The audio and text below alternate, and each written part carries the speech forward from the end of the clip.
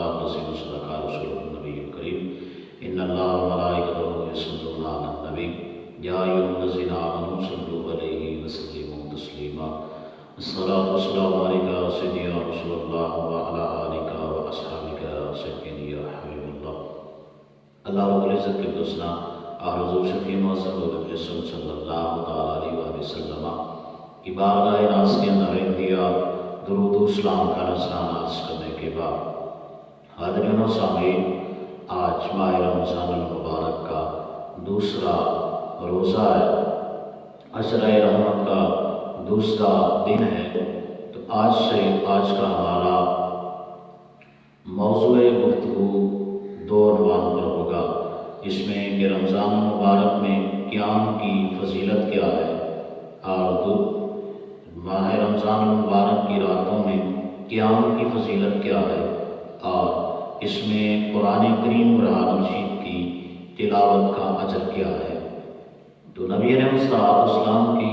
احادیث مبارکہ کا بھی اگر ہم مطالعہ کریں تو حضور نبی کریم صلی اللہ علیہ وسلم نے یہاں تک ارشاد فرمایا۔ تو رمضان المبارک میں قیام کو بہت اہمیت و فضیلت حاصل ہے۔ تو جہاں پر حضور نبی کریم صلی اللہ علیہ وسلم کا معمول تھا کہ نبی علیہ السلام رمضان کی راتوں میں تواتر و کثرت کے ساتھ آقا علیہ السلام رمضان کی راتوں میں نماز، تسبیح و تحلیل اور قرات کیا کرتے تھے۔ تو آقا علیہ السلام قرآن کی تلاوت میں مصروف رہتے، مشغول رہتے۔ حضرت ابو ہریرہ رضی اللہ تعالیٰ عنہ روایت کرتے ہیں کہ آقا علیہ السلام نے ارشاد فرمایا، کان رسول اللہ صلی اللہ علیہ وسلم یرغب فی قیام رمضان من غیر ان یأمرهم بعزیمۃ ویقول من قام رمضان ایمانا واحتسابا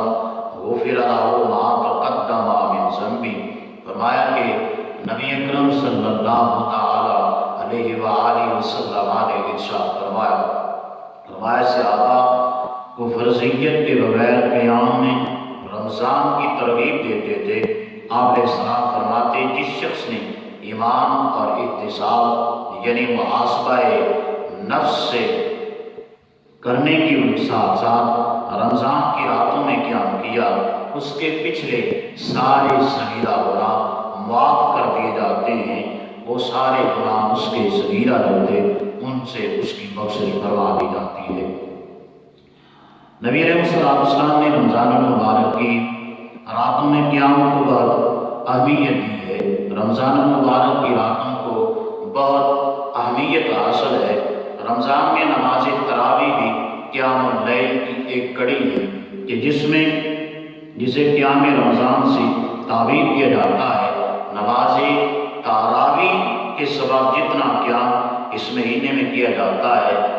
شاید ہی پورے سال میں اتنا قیام مشکل سے کیا جاتا ہو کہ کبھی کسی نے 11 مہینوں میں اتنا قیام کیا ہو جتنا ماہ سیام ماہ رمضان مبارک میں کیا جاتا ہے۔ تو اس سے منشأ نزدیک یہ ہے کہ بندہ رمضان مبارک کی راتوں کو زیادہ سے زیادہ اس کے حضور عبادات اور ذکر و فکر کی بابرکت راتیں شب بیداری کا تقاضا کرتی ہیں، کیونکہ روایات میں ملتا ہے کہ آقا علیہ السلام نے ارشاد فرمایا کہ سرکار دو عالم صلی اللہ علیہ وسلم کی احادیث مبارکہ سے یہ پتہ چلتا ہے کہ آقا علیہ السلام نے ارشاد فرمایا کہ رمضان المبارک کی ان خصوصی راتوں میں رب ذوالجلال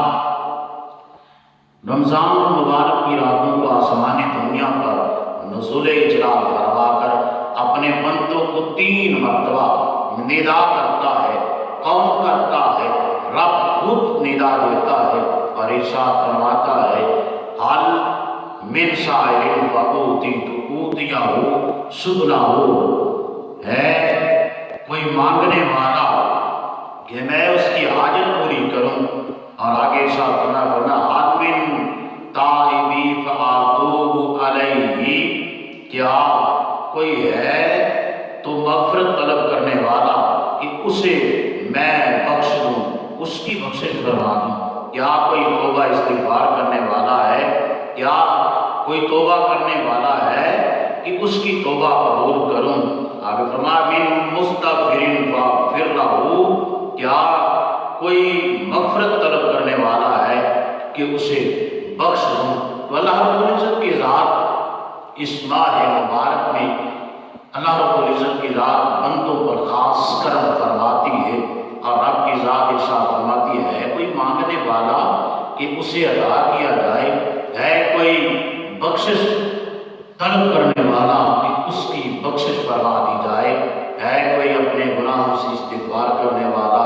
کہ اس کے گناہ معاف کر کے اسے بخش دیا جائے۔ تو رحمت پروردگار رمضان کی راتوں میں سب کو اپنے دامن عفو و کرم میں سمیٹے ہوئے ہوتی ہے کہ بندہ کب اپنے رب کی بارگاہ میں التجا کرے تو رب کی ذات بندے مومن کو عطا کرے۔ تو نبی علیہ السلام خود ارشاد فرماتے ہیں، سرکار ارشاد فرماتے ہیں کہ آقا علیہ السلام یہ ارشاد فرماتے ہیں کہ رب کی ذات تو یہ چاہتی ہے کہ میرے بندے مجھ سے مانگے میں انہیں عطا کروں، میرے بندے مجھ سے توبہ استغفار کریں میں ان کی توبہ کو قبول کروں، میرے بندے اپنے گناہوں کی معافی مانگیں، اپنے گناہوں کی معافی طلب کریں، میں ان کے گناہ معاف کر کے ان کی بخشش فرما دوں۔ تو فرمایا کہ رب ذوالجلال کی ذات تو بندوں پہ بے پایاں کرم کیے ہوتی ہے۔ تو رحمت پروردگار رمضان المبارک کی راتوں میں سب کو اپنے دامن عفو و کرم میں آنے کی دعوت دیتی ہے۔ تو فرمایا کہ شومی قسم کا جو انسان ہے وہ ان راتوں میں بھی، ماہ رمضان المبارک کی راتوں میں بھی وہ خواب غفلت میں رہتا ہے، وہ خواب غفلت میں ہی اپنی راتیں گزار دیتا ہے اور رب کی رحمت سے مایوس رہتا ہے۔ ان رحمت بھری گھڑیوں کو خواب غفلت میں گزار دیتا ہے۔ رینا رائے انسان کو یہ تو ہوش آنی چاہیے کہ رب کی ذات اپنی رحمتوں کا نزول فرما رہی ہے، رب کی ذات کی چاہتی ہے کہ میرے بندے مجھ سے مانگے میں انہیں عطا کروں۔ تو کیا کسی نے خوب کہا تھا تو ہم تو مائل با کرم ہیں کوئی سائل ہی نہیں، ہم تو مائل با کرم ہیں کوئی سائل ہی نہیں، راہ دکھلائیں کسے رہروے منزل ہی نہیں، یوں بد نصیب انسان غفلت کی نیند یہ ساتھی گزار دیتا ہے اور رحمت عزتی سے اپنا حصہ پانے سے محروم رہتا ہے، اپنا حصہ یوں خواب غفلت میں گوا دیتا ہے۔ رب کی ذات بندوں پہ ہر لمحہ سائر فکر کیے ہوئے ہوتی ہے کہ کب میرے بندے مجھ سے مانگے میں اپنے بندوں کو عطا کروں۔ تو آج کی گفتگو کا دوسرا حصہ ہمارا یہ ہے کہ قرآن حکیم کی تلاوت کا کیا اجر و ثواب ہے۔ قرآن حکیم وہ واحد کتاب ہے کہ جس کی ایک حرف کے تلاوت کرنے پر وہ ایک نیکی کا اجر مل جاتا ہے، بلکہ یہاں تک فرمایا کہ بندہ مومن ایک حرف تلاوت کرتا ہے ہم اسے 10 نیکیاں عطا فرما دیتے ہیں۔ حضرت عبداللہ بن مسعود رضی اللہ عنہ روایت کرتے ہیں، فرمایا کہ نبی علیہ السلام نے ارشاد فرمایا من قرأ حرفا من کتاب اللہ فلہ بہ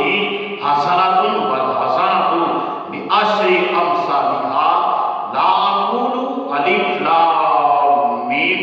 حرف ولکن الف حرف ولام حرف ومیم حرف۔ فرمایا جس نے کتاب اللہ کا ایک حرف پڑھا اس کے لیے اس کے عوض ایک نیکی ہے اور ایک نیکی کا ثواب 10 گنا تک ہے۔ فرمایا میں نہیں کہتا الف لام ایک حرف ہے، بلکہ الف ایک حرف ہے، لام دوسرا حرف ہے اور میم تیسرا حرف ہے۔ فرمایا یہ تینوں ایک حرف ہیں۔ تو اللہ رب العزت کی ذات ہر حرف کے بدلے 10 نیکیاں بندہ مومن کو عطا فرماتا ہے۔ لیکن یہ تو عام دنوں کی بات ہے، لیکن رمضان المبارک کی عظمتوں کے حوالے سے رمضان کی یہ فضیلت ہے کہ رب کی ذات رمضان المبارک میں بندہ مومن ایک حرف تلاوت کرنے پر صرف 10 نہیں بلکہ 70 سے لے کے 700 گنا تک رب کی ذات بندے مومن کو اجر عطا فرماتی ہے۔ تو نبی علیہ الصلوۃ والسلام سرکار صلی اللہ علیہ وسلم کی اگر احادیث مبارکہ کا مطالعہ کیا جائے تو اس سے پتہ یہ چلتا ہے کہ قرآن مجید کی جو تلاوت ہے یہ سب سے افضل و اعلیٰ ہے، اس کی شان بہت زیادہ ہے۔ قرآن ایسی عبادت ہے کہ جس کی مثال ہم لا ہی نہیں سکتے، یہاں تک کہ خود آقا علیہ السلام کا فرمان ذیشان ہے کہ حضرت نعمان بن بشیر رضی اللہ عنہما روایت کرنے والے ہیں کہ نبی علیہ السلام نے فرمایا افضل عبادت امتی قراءۃ القرآن، فرمایا کہ میری امت کی سب سے افضل عبادت قرآن کریم کی تلاوت ہے، اور فرمایا کہ قرآن جو ہے یہ سب عبادتوں سے افضل عبادت ہے، اس کی تلاوت کرنا کہ ہمیں چاہیے کہ ہم ان مبارک ساعتوں میں جہاں پر ہم دے کر عبادات کرتے ہیں اس سے بہتر، اس سے افضل عبادت جو ہے قرآن کریم، ہم اس کی تلاوت کریں اور اس کی تلاوت سے اپنے سینوں کو، اپنے قلوب و ذہان کو ہم منور کریں کہ رب کی ذات ہمیں اس کے سبب سے بے پایاں نعمتوں سے مالامال فرماتی ہے۔ رب کی ذات حضرت عبداللہ بن عباس رضی اللہ عنہ بیان کرتے ہیں کہ آپ علیہ السلام کا یہ فرمان ذیشان ہے، سرکار ارشاد فرماتے ہیں کہ حضرت جبریل امین علیہ السلام خود آقا علیہ السلام کا قرآن سنا کرتے تھے اور سرکار جبریل امین کو قرآن سنایا کرتے تھے۔ حدیث کے الفاظ کیا ہیں؟ وَقَامَ يَلْقَاهُ فِي كُلِّ لَيْلَةٍ مِّن رَمَضَانَ وَيُدَارِسُهُ القرآن، حضرت جبریل علیہ السلام رمضان کی ہر رات میں آپ کا آقا علیہ السلام سے ملاقات کرتے اور آقا علیہ السلام کے ساتھ قرآن کا دور کرتے تھے۔ تو آقا علیہ السلام خود قرآن کا دور سرکار جبریل امین سے کرتے، حضرت جبریل امین سرکار کی بارگاہ میں حاضر خدمت ہوتے، سرکار سے قرآن سنتے، قرآن کی تلاوت سنا کرتے، اور یہاں تک کہ حضرت عبداللہ بن عمر رضی اللہ عنہ روایت کرتے ہیں کہ قیامت کے دن دو چیزیں ایسی ہوں گی کہ جو بندے مومن کی شفاعت کریں گی۔ وہ کیا تھی کہ آپ عرض کرتے ہیں کہ آقا علیہ السلام نے ارشاد فرمایا، سرکار ارشاد فرماتے ہیں کہ قرآن اور رمضان بندے مومن کی قیامت کے دن شفاعت کریں گے، اور فرمایا کہ قرآن یوں کہے گا یا بارے الہ، اس نے میری تلاوت کی تھی، مجھے ہر رات رمضان المبارک کی راتوں میں میری یہ بندہ تلاوت کیا کرتا تھا، اس نے میرے مفاہیم کو مجھے سمجھا تھا، مجھے بلایا نہیں تھا،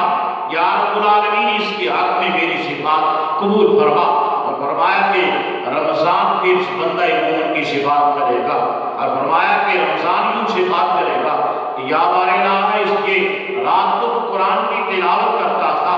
لیکن دن کو یہ کام بھی کرتا تھا، اس کے ساتھ ساتھ روزہ بھی رکھتا تھا، میرا اہتمام بھی کرتا تھا، اور میرے اس نے صحیح معنوں میں میرا ادب احترام کیا، ادب احترام کرتے ہوئے اس نے اس نے صحیح معنوں میں میرا حق ادا کیا۔ فرمایا کہ یوں قرآن اور رمضان روزہ جو ہے یہ بندے مومن کے حق میں شفاعت کریں گے، اور دونوں کے درمیان جھگڑا ہوگا، یہاں تک کہ یہ دونوں بندے مومن کے حق میں شفاعت کریں گے، اور قرآن اپنے مفاہیم سمجھنے والوں کے لیے، اپنے معانی سمجھنے کے لیے والوں کے لیے بھی بخشش کا سعی کرتا ہے جہاں، تو یہ وہاں قرآن کریم رب کی بارگاہ میں کل قیامت کے دن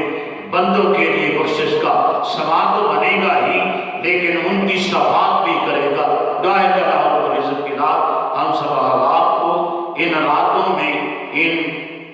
مقدس بابرکت دنوں میں اللہ رب العزت کی رات ہمیں ماہ رمضان المبارک کا صحیح و احترام کرنے کی توفیق عطا فرمائے۔